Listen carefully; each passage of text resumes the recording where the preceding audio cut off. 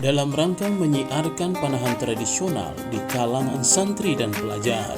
Dalam hal ini, Fesfati Aceh mengadakan musabaqah rimayah di Daya Darul Ulum Al-Imdadiyah.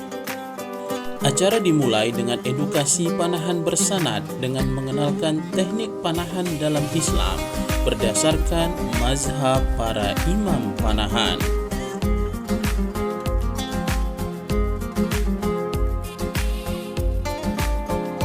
Musabaqah rimayah Lanjutkan. takbir, takbir, takbir. Acara ini diikuti oleh santri dari beberapa daya, diantaranya Daya Darul Ulum Al-Imdadiyah Sibre, Daya Bustanul Ulum Montasik, Daya Tahfizul Quran Abu Muhammad Releng Glumpang, Daya Wakaf Barbate, dan Daya Nura Pidi.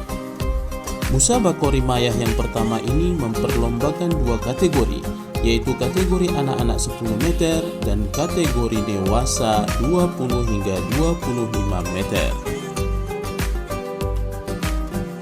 Total peserta yang mengikuti musabaqah rimayah yang pertama ini adalah sebanyak 54 orang, 29 orang peserta kategori anak-anak dan 25 orang peserta kategori dewasa.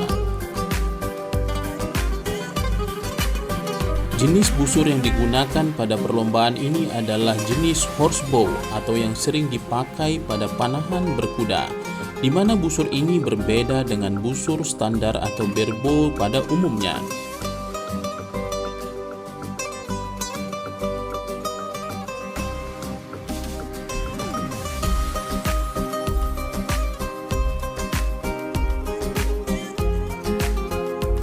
Untuk kategori dewasa 20 meter dan 25 meter diikuti oleh pemanah-pemanah senior yang sudah menjuarai tingkat nasional maupun tingkat provinsi Aceh.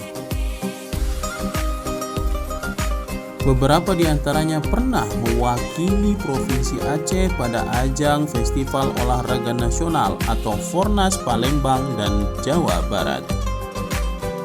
Pada Fornas A6 Palembang, Provinsi Aceh menyumbang 1 medali emas dari kategori dewasa putri 60 meter.